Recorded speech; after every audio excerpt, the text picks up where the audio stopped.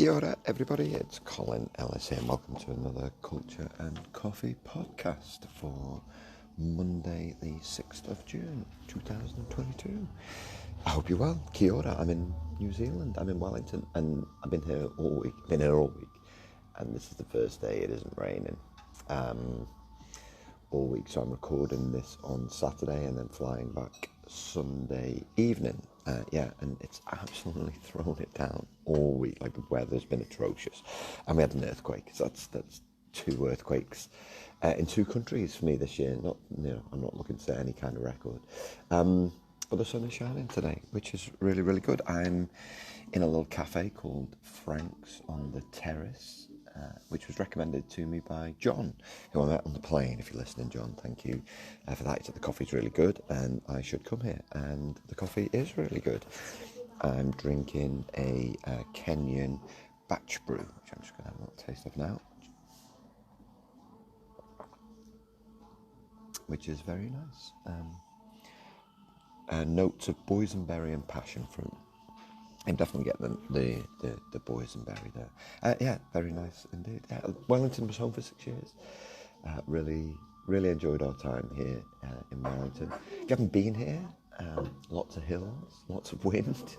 Well, this week at least, lots of rain. You always know when there's been a good day in Wellington as well, because people post about it on Facebook. You can't beat Wellington on a good day.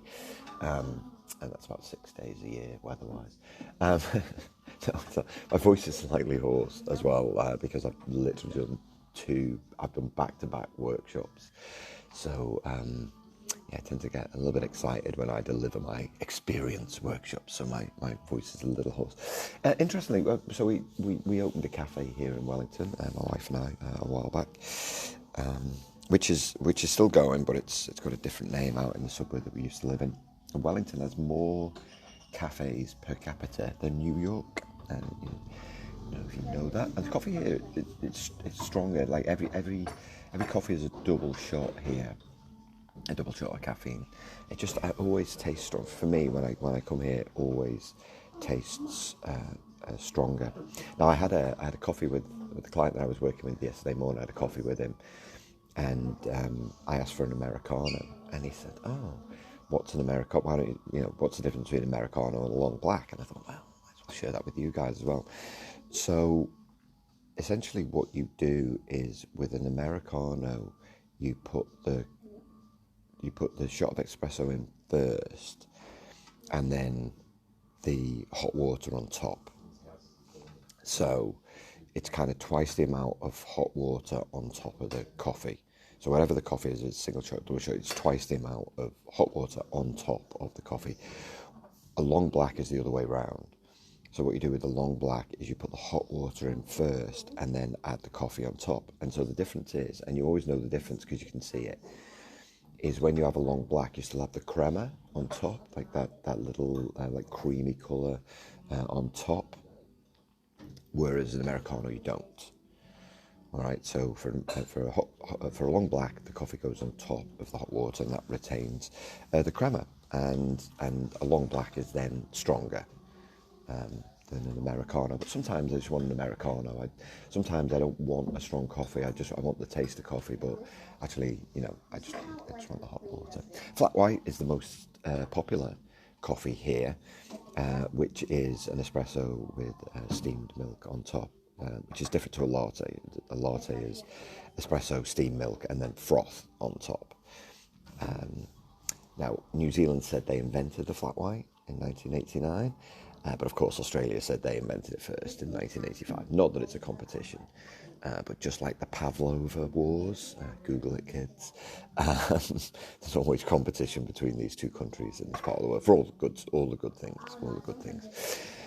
So I hope you're good. I'm going to talk about communication this week, which we mostly really, really, really suck at.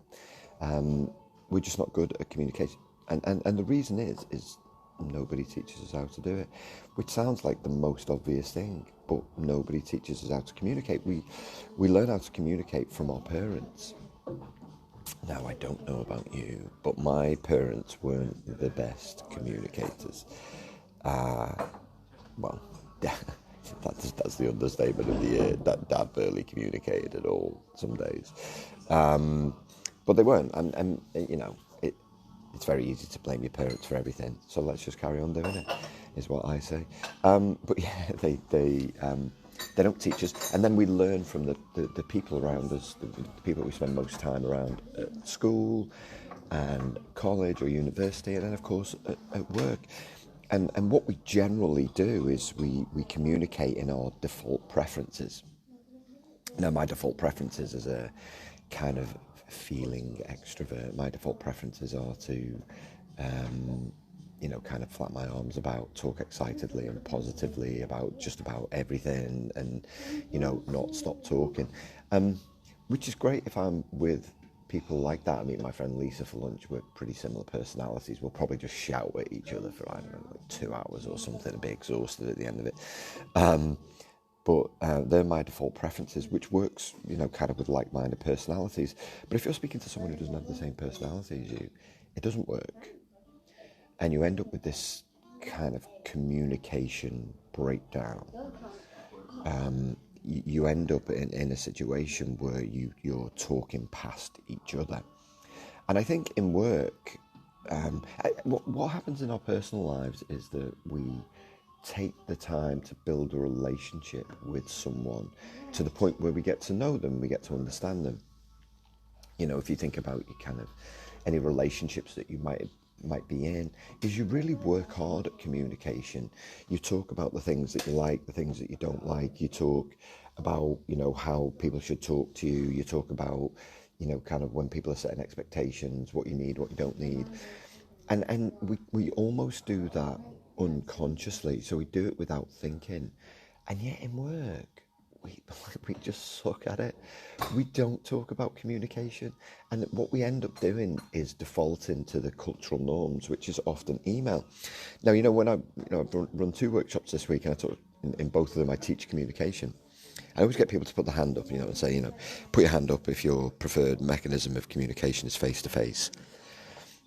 And I would say 3/4 of the room would put their hands up and say that it's face to face, with the rest preferring kind of a mix of email and phone calls and text messages and different things.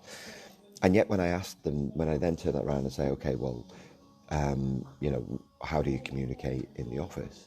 Pretty much everyone will say email. I said, but why do you do that? If your preferred mechanism is face to face, why do you do it by email? And of course, it's just laziness. It's laziness, and email at times, not all the time. There's a place for email, but email is often the worst form of communication because it doesn't have context. There's no context. You can't sense tone in email, and because you've got people who communicate in different ways, different people will read emails in different ways, and so, you know, they will read different things, get different views from it. But we don't talk about this. Now, partly it's the fact that when you're inducted into an organisation, we don't talk about communication. We don't say, this is how we like to do things here, this is how we like to share information. And of course, without communication, collaboration is not possible. And so you can have all of the collaboration tools in the world, but if you haven't actually agreed how you're going to communicate with each other, it makes collaboration almost impossible. So you know, we don't bring people in. We don't say this is how we use email. We don't say it's appropriate to do this, it's appropriate to do that. You know, and I talked in an earlier podcast about email, and said that, you know, it's so massively overused. Most people are swamped with email, or swamped with communication, and because not all of it is relevant to them, what we start to do is to ignore communication because there's too much of it. It's too much of it, and too much of it is done badly. So if you want to improve your communication, you know, you have to recognize that different people communicate in different ways, and then you have to stop being lazy about the way that you communicate. And it's very hard for people to do that because actually they just want to do the lazy thing. You do. I know, I'm not talking about you, I'm talking about everybody else, obviously. And you can change it. You can change it in one fell swoop. You can change it. But what it means is you making some agreements with your team about how you should do it, and it's one of the things I used to do with my teams at the start of every year. We'd spend a couple of days off site, so essentially the workshops I do now is what I used to do as a senior manager. And we would talk about how we should communicate to each other. We talk about the kind of differences that we have in preferences and how to get the best out of each other. Again, it sounds super obvious. It sounds like common sense, but just as Mark Twain said, the thing about common sense is it's not that common. There was a survey done by Cushman and Wakefield, I think it was about 3 or 4 years ago now, about introverts and extroverts and office environments, and kind of does it suit both. I've talked about this in the past, is that we generally set our offices up for extroverts, open plan, hot desking, they're extrovert environments. And often what they'll say is, because they're doing some kind of office refit and they want to convince you, they'll say, oh, it's going to improve communication. It doesn't. All right, so the research shows that it doesn't. In fact, what it does is it gives rise to headphones, because people need to block out noise to do their best work. And when that happens, headphones are really bad for culture. And when that happens, not only do we kind of become unapproachable as individuals, but it reduces communication. And so Cushman and Wakefield said that if organisations want to change how teams and departments collaborate, they must recognise differing communication preferences. They must recognise. So I just thought I'd, spend a little bit of time just talking about, for the next 5 minutes or so, just talking about those different communication preferences, just so you can understand that everyone does communication in a slightly different way. Sorry, just need to take a drink there. So if you're more of a thinking person, if you're more of an introverted thinking person, then you like facts, you like figures, you like details. You possibly do prefer email. You possibly prefer things written down and given to you. You want people to talk to you in a quiet and steady and considered way. Like, it frustrates you when people are talking off the top of their head, a really unstructured way, or talking at you. It frustrates you when people demand instant responses from you, kind of these more detailed people. What they like is they like time to think.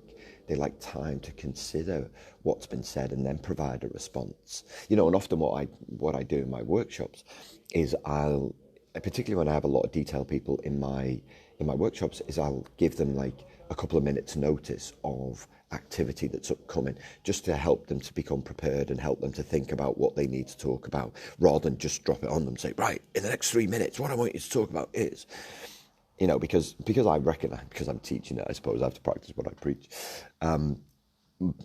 Because there are different communication preferences, I want to give some people notice. I know that if you're more of a social person, you like being put on the spot. In fact, you prefer it sometimes. So, if you're more of a detailed person, facts, figures, things written down, sometimes in bullet points, quiet, considered way. If you're kind of an introvert but a feeling person, we call people, then you like pleases and thank yous and good mornings and how are yous, all of that kind of warm conversation. You like to be asked for your perspective. Again, you don't want to be rushed. You don't want to be talked at. You want to be treated like a human being. And of course, everyone wants to be treated like a human being. But there needs to be that real sense of warmth and camaraderie when you're speaking to people. You want to, people like to be listened to. They're really good at empathy. So, they want to build a relationship over time. That's really important to them. They don't want to be put on the spot, or they don't want to be in the limelight. They like to kind of quietly go about their work, almost in the background. But they want to be acknowledged. They want to be acknowledged for the work that they do and the value that they add. Now, if you're more of an action person, or more action people, then they just want it direct. Just tell me what I need to do and get out of the way, almost. So it's short, sharp, don't fluff around. And often I think people mistake action people or more direct people for being rude, and often it's not rude. They just don't do pleases and thank yous and good morning. They just don't do that. It's not their thing. It's not rude, obviously, unless they're adding an expletive to it, in which case it's absolutely rude and there's no place for it in the workplace. But but they've got a particular pace. They want that sense of keenness and drive, and so when you're communicating to an action person, again, don't be kind of mumbling or talking quietly. They just want things delivered short and sharp, and come on, just tell me what I need to do, tell me, and then get out of my way. These are the people that kind of like authority. They like responsibility. They do like to be told what to do, so there's no ambiguity.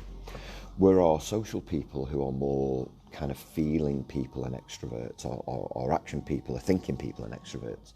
But our social people, feeling people, are extroverts. They like small talk, they like stories, they like laughter, they like humour. They want to be communicated in a way. They love the sense of opportunity and possibility. Like, don't talk to them about problems. It just kills the kind of productivity.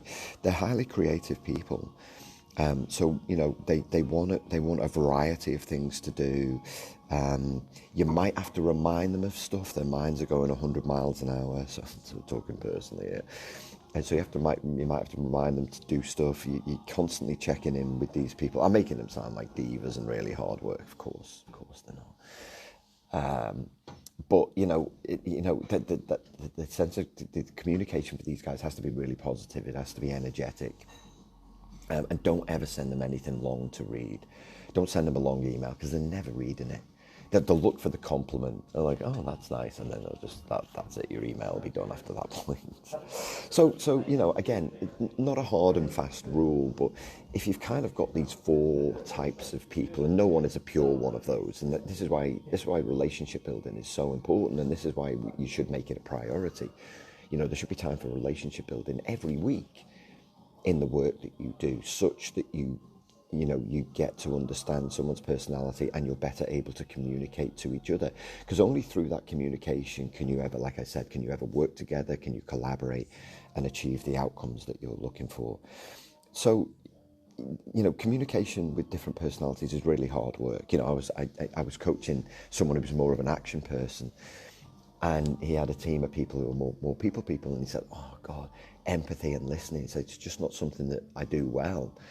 He was like, are you telling me I have to change who I am? I said, no, you don't have to change who you are, but you do have to change how you communicate. You still retain the same values, but good communicators, what they do is they recognise that the other person has different preferences than they do, and then they adjust their style accordingly, such that you can get the best out of each other. Hope you've enjoyed today's podcast. The sun is still shining here in Wellington, so I'm going to get out, finish my coffee and get out and about. Enjoy your day wherever you might be, and I'll speak to you soon. Ta-ra for now.